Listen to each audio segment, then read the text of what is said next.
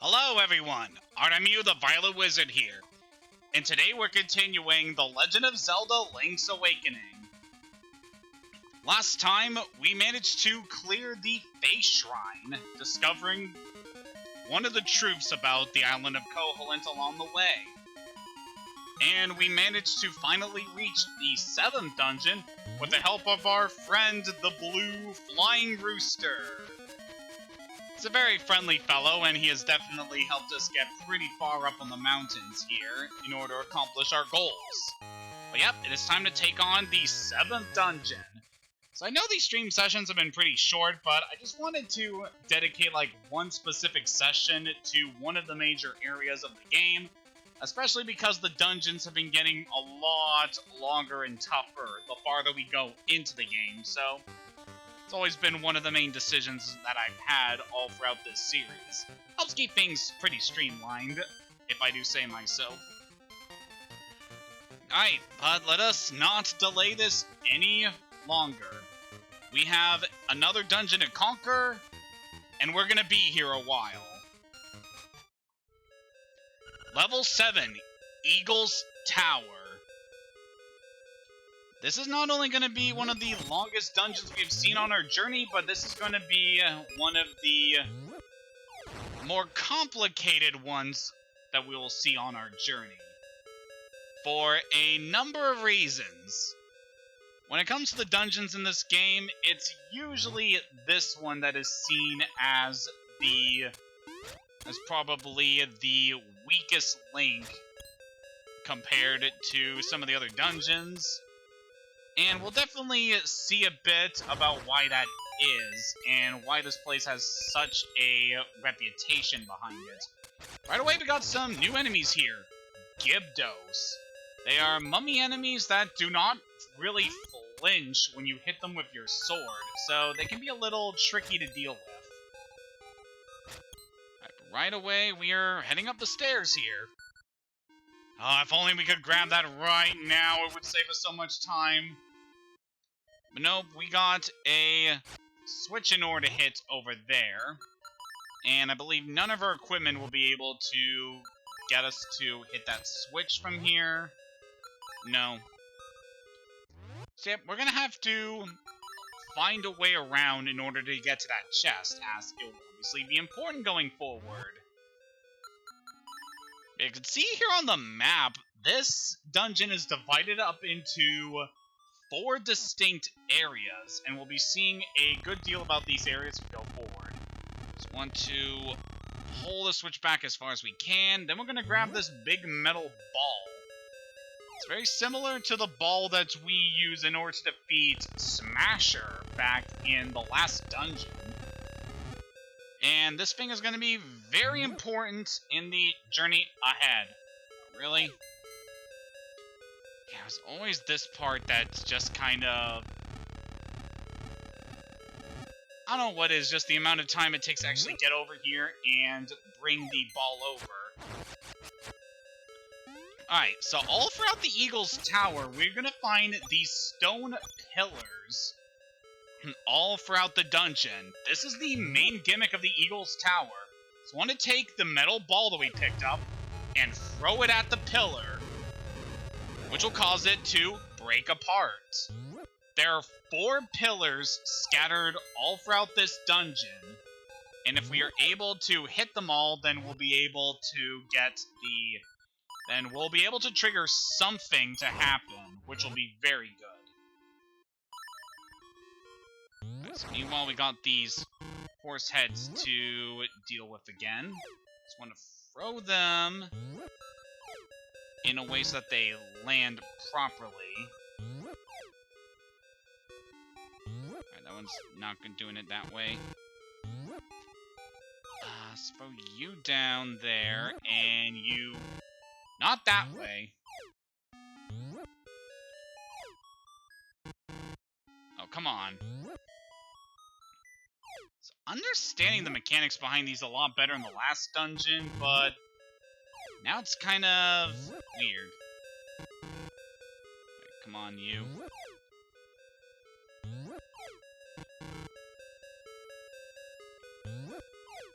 It's a lot easier to do in the Switch version. Well, like that, we're able to grab our map. It's actually a pretty well hidden one, considering its location. But yeah, as you can see here, we have a lot of areas to cover. Each of these 4 sectors has something we want to grab as we go through here. So let's throw I want to throw this over here and get it on that side of the room, because now we need to dash across. Okay, I forgot about this particular thing that is going to mess us up when going through here. So yeah, getting through this dungeon is also going to be hard, because sometimes the floor will not just drop you down a pit, but would also send you to a different area. Ow! Alright, there was a new enemy in that area, but I really don't want to talk about it right now because of the particular room it is showcased in. So, we'll talk about that guy a little bit later, but yeah, it is something to make note of. So we are going through here. Ow! Get me out of here! Get me out of here! Alright, thankfully that guy didn't eat my shield. So I really want him to do that. Okay, but we managed to get this done thanks to hitting that crystal. You got the mirror shield! You can now turn back the beams you couldn't block before. So this is basically the level 2 shield, much better than the one we had before, as this one can repel certain attacks that our previous shield could not. Especially when in regards to the Beamos that we saw much earlier on in our adventures. So yeah, we're able to handle those guys, while some other things. Definitely a good item, but later Zelda games definitely make use of the mirror shield a lot better. For a number of reasons. Alright, while we're just trying to retrace our steps, I think it'd be nice to talk about some things that have been going on. So, this is one of my days off from work this week, and I'm very thankful that I had this day off because it enabled me to have some nice time to myself. I went downtown for some lunch, had a nice burrito today, and then I took the time to go on a short little walk along the river downtown, and it was very nice. I also had a nice little snack while I was walking, which was something that I haven't had too much of these days, but something I really like is a chocolate-covered cheesecake that gets served at one of the shops in my town. And yeah, it's just really good. I love that stuff so much. And I was enjoying that while I was walking along the river and just seeing all of the... just getting to see everything in town and just getting to enjoy the scenery. Especially because I got to see a lot of the... come on. While I was walking along the river, got to see a lot of the waterfowl that's just kind of hanging out this season. So, yeah, it was just overall a very good time. Just getting to look at all the ducks and the geese and all their babies, which are all very cute. Alright, there we go. We finally managed to match those guys up. And that gives us the compass.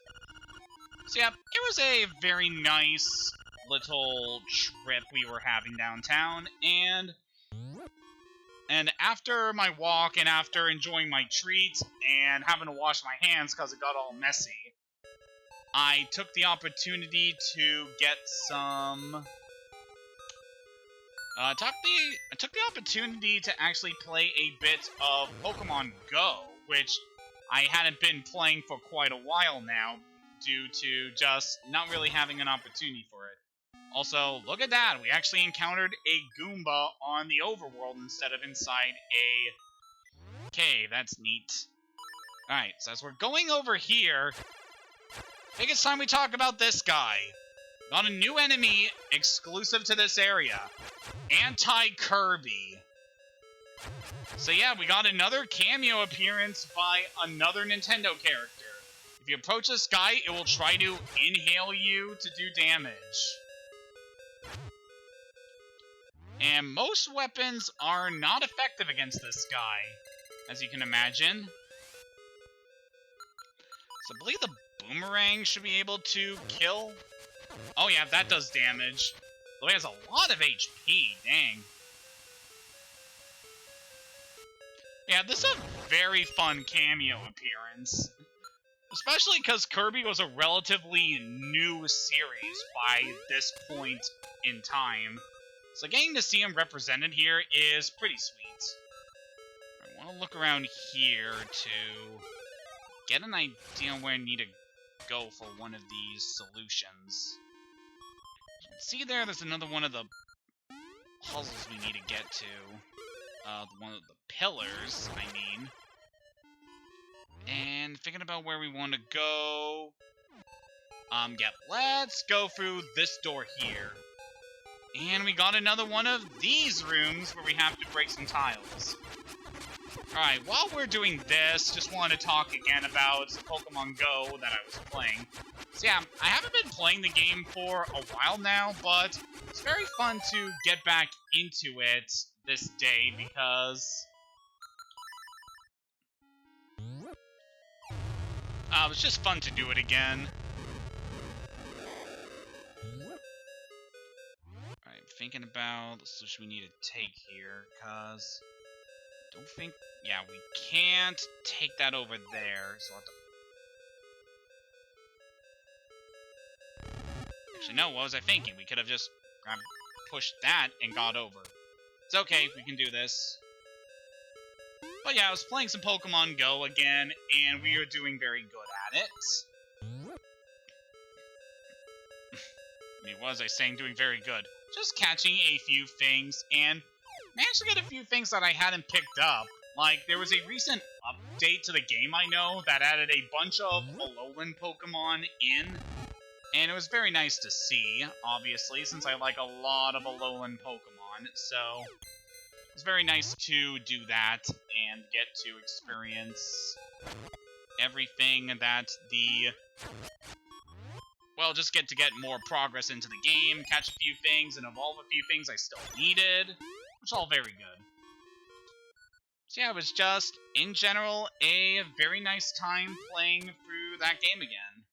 I want to think a bit more about the route I want to take here. So we're gonna need to pick up the metal ball again at some point. But for now, we're gonna take this path. And Kirby, could you leave me alone, please? Take the boomerang.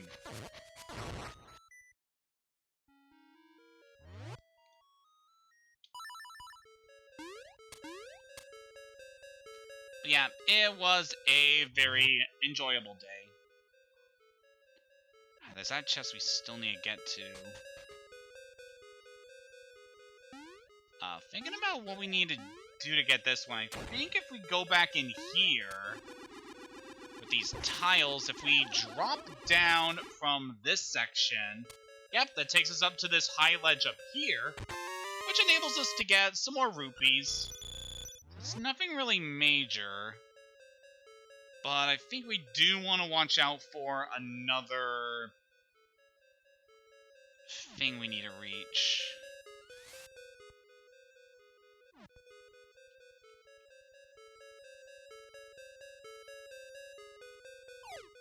So yeah, this dungeon is pretty confusing, as you can no doubt tell. Just so many layers you have to go through in order to do things, and it's very complicated.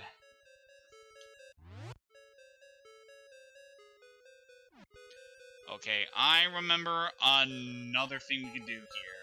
So you can see that the wall is actually cracked in those sections there. So if we head back in here and just deal with the tiles again, we would be able to get over to this one space and take care of that. Except just gotta get into the next room.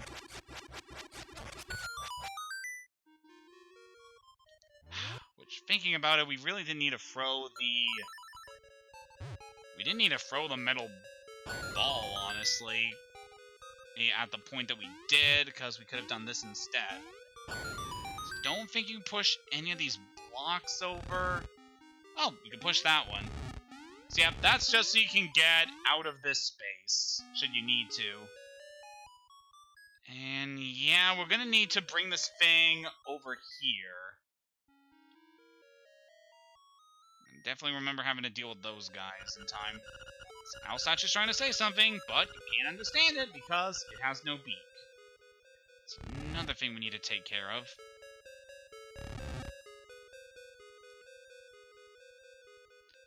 Alright, there's like no way we'll be able to do this at the moment. Yeah, no.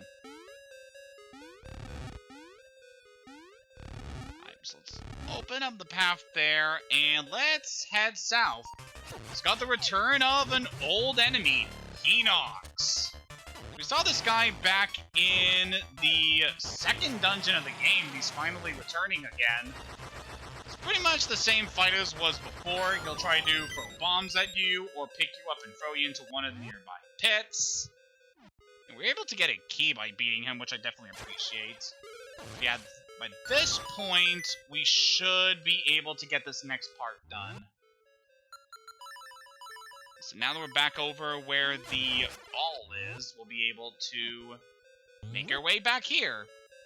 So we need to throw you over there to get that ready for the next thing we need to do. And you guess it, we have to go back into this room. Oh man, we have been in here just so many times.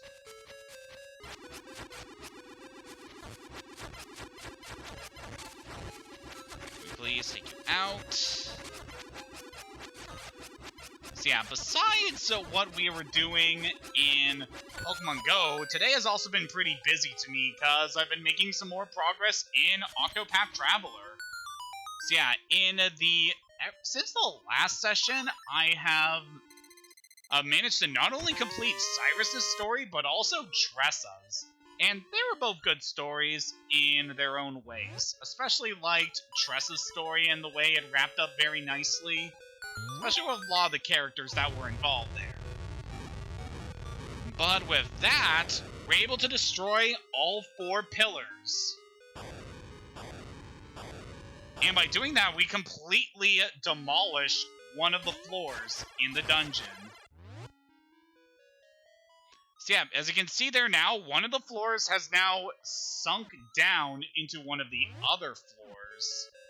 So yeah, normally when you're going for this dungeon, if you were to progress to a certain point, you would not be able to progress due to the pillars supporting the other floors still being up, so you wouldn't be able to go forward. But by taking out the 4 pillars, we're able to get all that taken care of. Alright, so we're done with everything we needed to do on this floor. There's still a couple things we could do on the first floor, though, that I would like to take care of. So let's go down here. So that drops us down on the first floor. And I really want to get this thing. So we need to see if we can get a... See if we can trigger this switch here.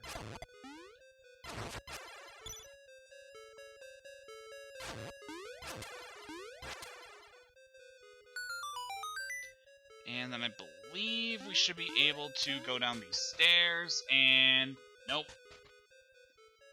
Okay, so I think if we drop down this hole, we should be able to...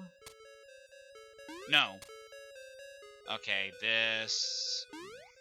Thinking about what we need to do here, this... Yeah, this dungeon is definitely something. I'd like to reiterate, you don't have to grab everything in here because some of the chests here just contain rupees. And by this point in the game, we really don't need to gather rupees. But I want to make sure I don't miss one of the keys, because we might need another small key. Actually, we already have one, so it should be good. But there's also the owl beak that we could also get. That would also be helpful. I guess we don't have to worry about that, really. There's that one floor up there we still need to get to.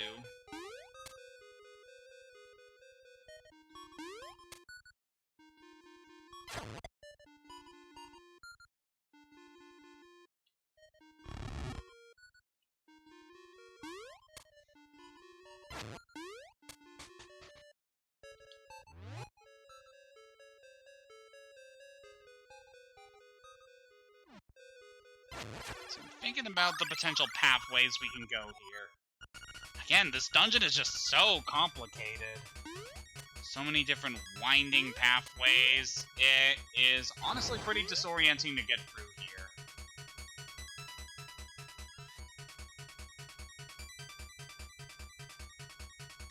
Kirby, can I just jump over you? Thank you. Man, we still need to grab that one. There's nothing in there we need.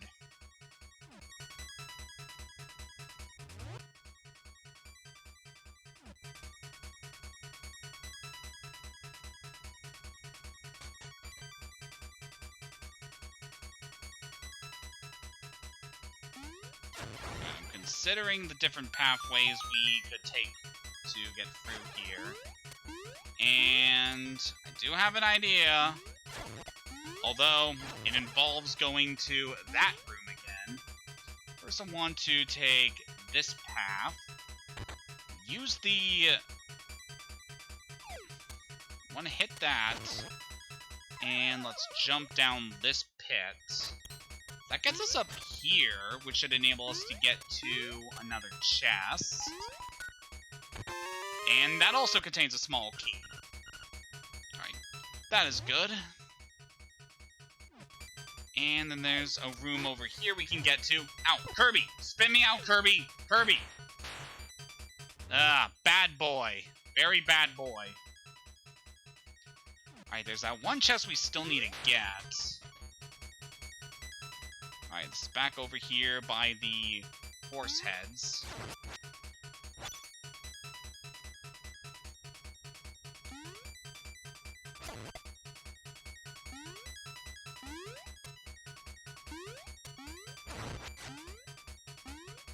Just thinking about the different pathways through here. Okay, no, that's not gonna work.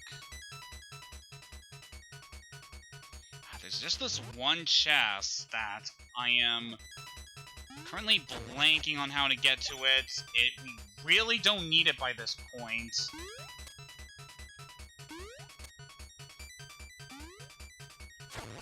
I mean, I think I know how to get to it. So it's gonna require us to do some things where we have to go back to an area I really don't want to go through again. Yeah, it's okay. Like, this is what this dungeon does to you. I am honestly not that big of a fan of the Eagle's Tower. It's cool in concept, like having to carry the metal ball between different rooms in order to solve a lot of solutions here. But it just kind of drags on for the most part. And especially with having to deal with the same threats as you go through the different floors time and time again, it can be a little just... It just feels kind of off, you know? Especially compared to some of the other dungeon solutions we have seen. Like, none of the dungeons we have seen in the game so far have been this complex. Alright, if we're back in this room, I feel like we should be good. Let's drop down here. Okay, now we're back here, and we can grab the chest. And that is how we get the stone beak. Man, that could have not have been more annoying to get to.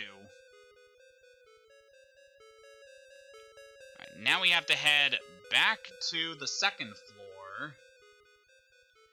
If we're gonna get this next thing.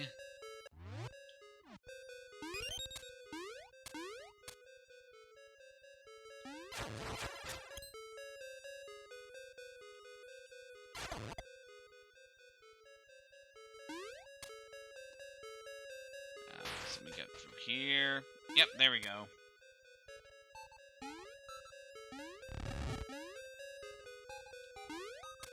So, no, I am really not doing too good on the commentary right now, but just bear with me. Things will get better as we are moving through here. We are actually pretty close to finishing up this dungeon, which I'll be so happy when we're done here. Don't want to spend more time than I need to in this place. Alright, so now that we have taken care of the 4 pillars, we want to head up these stairs. Excuse me.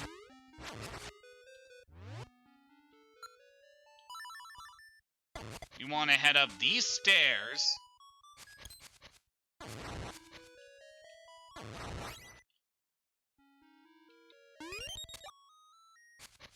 And we are now in this section, which has quite a few changes. This area is very different from how it would have looked had we come here before knocking down the pillars. Hey, Runt! You think you can take me? Alright, boys, get this punk out of my face! Goddamn, I have been playing too much Xenoblade Chronicles 2. That line has been forever ruined for me. So we got ourselves a new mid-boss here, the Grim Creeper. This guy will play a flute, causing those little bat guys to fly at you, and you just need to strike them all down. You dirty rat! You beat my brothers! You'll pay! I'll never forget you! Oh, come on, aren't you gonna tell me that I'll pay for your insolence? I know, just... Yeah, that mid-boss can be a bit challenging if you don't know the trick to it. You have to kill all of the little bat guys he sends at you in a single rotation. Otherwise, he'll just keep bringing in more if you miss one. And that will obviously be tricky to deal with. Alright, so this room, we got ourselves a bunch of... we got a bunch of bubbles to deal with, which we should be able to break with our boomerang. And I think we need to push these into the middle. Yep. That will bring up the chest, allowing us to get the Nightmare's key. So I believe you can do this part of the dungeon even if you hadn't broken the pillar. You just wouldn't be able to progress past here until you have managed to obtain the... until you manage to find the last of the... stuff.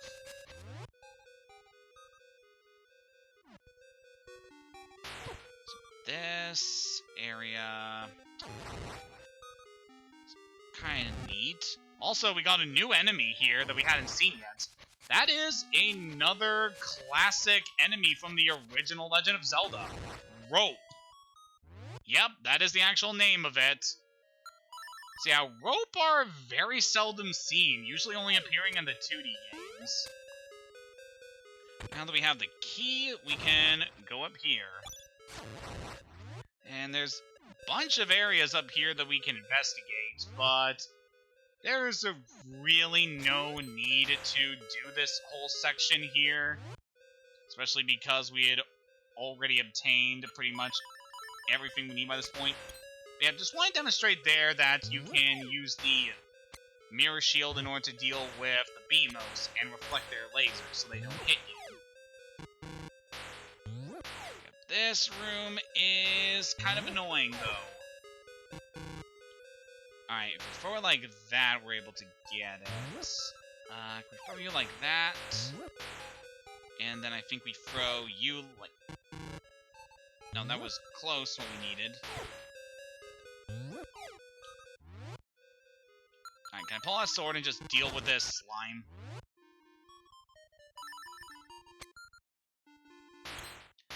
Man, this room is just kind of annoying because of the Beamos. There we go.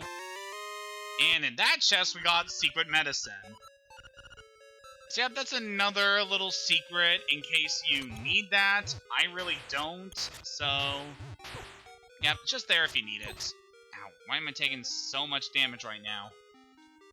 Because I'm an idiot, that's why. Let's hook shot over here. Take out that Goomba. There's a lot of Goombas here. Very weird considering this is like one of the few times we ever get to see these guys outside of the 2D sections. But now, it's time to go up the stairs. You wouldn't be able to access this area until you manage to damage all 4 of the pillars. Let's go up.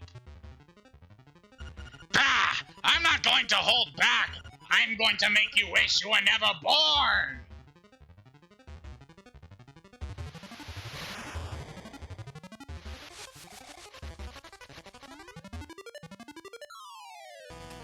Feels like we're in the Rescuers Down Under now. Our boss now is the Evil Eagle, being piloted by the Grim Creeper. You can actually damage this thing in a lot of different ways. Use your sword, use your hook shot, arrows, the boomerang. They're all very effective against this guy. I definitely recommend the other weapons due to the range. But one of the big gimmicks of this fight is that attack where it blows you back. You want to use the shield there, otherwise you'll just be blown back. You can also do a lunge from the air, which can do some serious damage to you. But yeah, whatever you do, don't get knocked off the tower, because that will reset the boss's health, and you have to fight it all the way from the start again. So be very careful, use your shield whenever you're able to. And that should be basically it with this fight. My energy! Gone! I lost! But you'll be lost too if the windfish wakes! Same as me! You are in his dream! Ugh!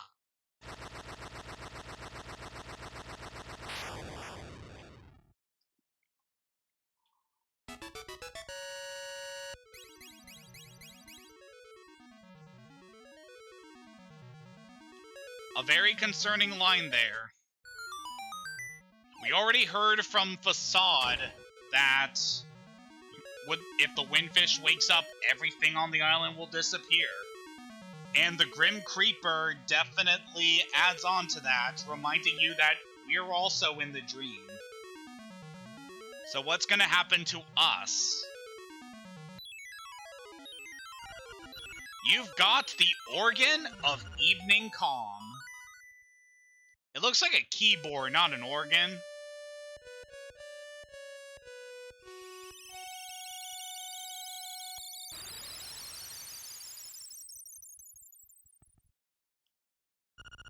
Ocarina. The music of the ocarina leads.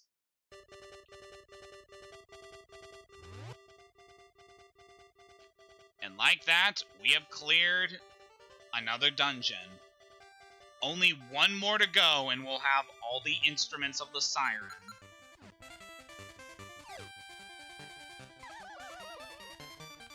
I did not mean to go down there. So jumping from that ledge brings you all the way down here. I am not a big fan of being thrown down here, because where I want to go is back up the mountain, because I think I might have missed something in that area. See, at this point in the game, we are very close to finish things up. And I would definitely like to make sure we have everything we need before going to the final part of the game. But we obviously still have another dungeon to do, and we have some pieces of heart to gather. So we definitely have a few loose ends to tie up before we actually wake the windfish. Just want to head back up the mountain. Also, you may have noticed that our friend, the Blue Rooster, is no longer with us. Once you clear the Eagle's Tower, you no longer have access to the Flying Rooster. It's kind of sad that we don't really get to use him anymore, much like Bow Wow, because I really do like using them. They're both interesting little NPCs you get to have accompany you that are useful in a lot of ways. Which is definitely more that can be said about Marin. She really didn't give us anything good when we were journeying with her. But I guess we still got to enjoy our time with her regardless. So let's move up here. I want to try to get as far to the east as we can. So I'm fairly certain there's still some things we missed around this area. Just want to make sure we cleared up as much as we can here, considering how much of the game we have left, and we're gonna need to spend a good deal of time trying to get the last things we need before heading into the final parts. But yeah, I'm thinking we will do the last dungeon in the next stream session, and then we'll handle the true endgame stuff afterwards. Main reason I want to do that is because we still have to get the pieces of hearts, and if we are unable to find them all, then... Okay, it looks like we have seen everything we can see in this area. Just wanted to double check to make sure we weren't missing anything around here. Yeah, but seems like we got everything we could have possibly obtained on the trip to the Eagle's Tower.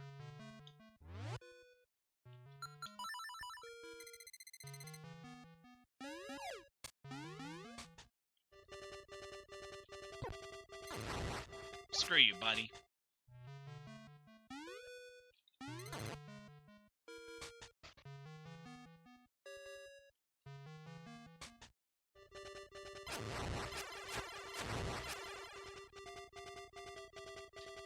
Alright, that is everything we could have done in this area.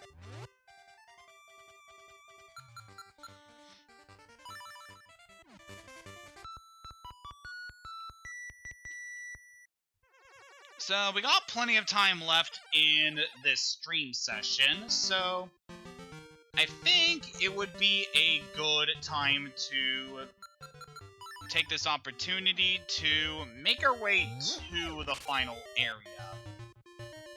Just so that we are prepared here. So we can see on the map, there is only one section on the island that we haven't been to yet. So definitely want to go over there. So before we do, I want to head back to the village. As there is... Well, one of the things I want to do there is to go check the library, as there is a book we are now able to... Well, there's a book I want to read there, due to my usual thing where I read one of the books in the library a day. So I want to get this done before we head off to the final area. Well, I say the final area, it's technically not, but we'll see it when we get to it. Atlas of Koholint Island. You can move the cursor and look up the name of a place. You want to look at this map. So this shows you the complete map of Koholint, should you not have actually filled it up. So it shows you all the various locations on the map, all the specific landmarks you can go to. It's a nice little reference point for the things in our adventure. As we can see in this section that was covered up in our map, that is where the final area is.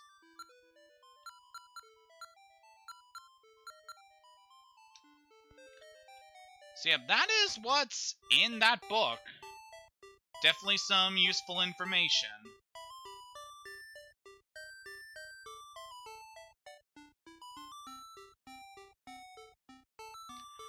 that said, it is time to finally make the journey to the last main area of the game. It has been a wild ride, I must say.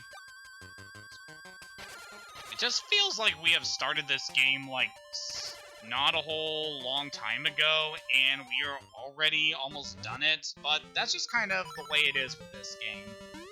It's not really long, thankfully, especially with the hardware that this game was designed for. So it's obviously meant to be a smaller, more compact adventure compared to other Zelda titles.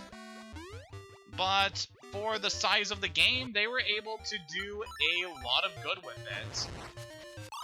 And I definitely feel that nowadays this game gets kind of overlooked compared to other games like A Link to the Past, Ocarina of Time, Twilight Princess, all of those.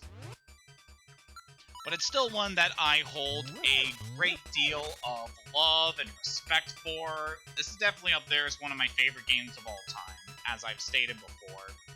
I really cannot get enough of this game, and every time I play it, I just think back to my earliest memories of getting to experience this game, and how this essentially made me a Zelda fan.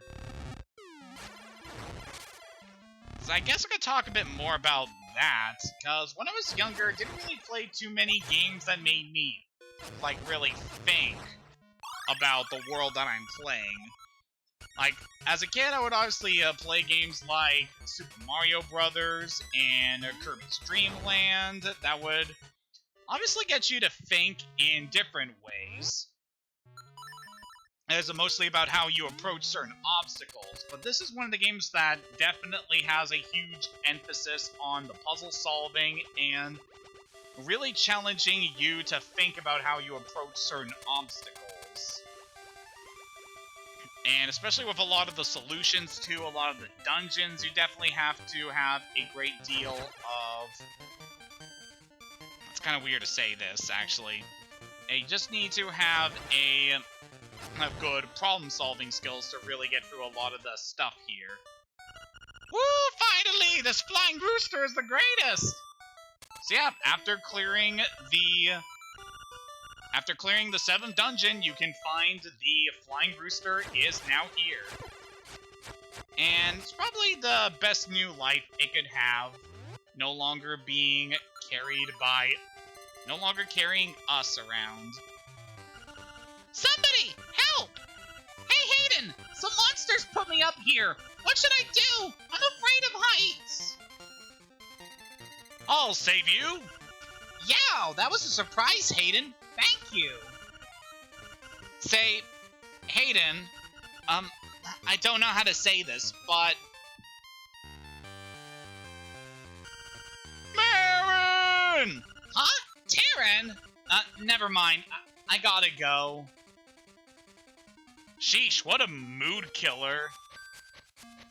Whew, that girl sang her song in front of the egg. Her Ballad of the Windfish is a song of awakening. Did she actually intend to wake the windfish? The next Siren's instrument is in the west. Play your melody so the unliving stones might hear. Show your courage. The windfish waits for you. Woo! So yep, that's a scene you get with Marin after you have completed you've completed Dungeon 7. It's a nice little scene. I definitely like it as a final moment with Marin before going into the end game. Even though I do wish that there was a bit more development between Link and Marin and their relationship. I don't know, that's just me. We do see Marin in some other Zelda games, namely in Hyrule Warriors. She's actually a playable character, which is quite surprising. And there are a few other appearances with her. Well, namely with other characters that are inspired by her. Both her and her father, Taran, would go on to inspire the characters of Malin and Talon in Ocarina of Time. which are also good characters in their own right. But now that we finally have the mirror shield, we are finally able to get past that fire hazard and go onward. So this is a set piece that would be very familiar to you if you know a lot about if you're familiar at all with the history of Zelda. So this formation here is meant to represent Spectacle Rock. We saw that previously back in my A Link to the Past streams, but yeah, just another recurring landmark throughout the Zelda series. Now up here is one last telephone before this final area. So we're told to play our song in order to awaken the living stone. Let's play Mamu's song once more.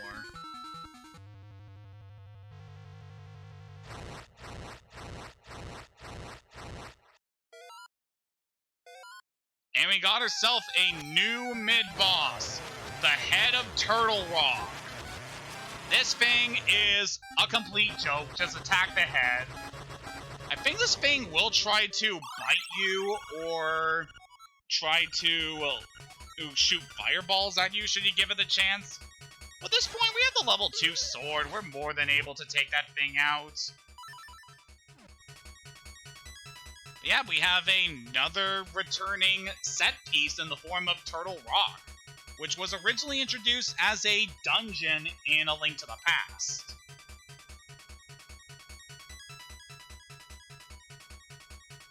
But I feel like it would make more sense if we take on this area in its own session. So we've already dealt with a bunch of stuff in this session, so yep, it would be a good point to stop here. So with that said, thank you for accompanying us on this leg of our journey, and next time we return to Link's Awakening, we'll be heading into the final dungeon, and then make the preparations necessary to wake the Windfish. Until next time, have a good day, and take care.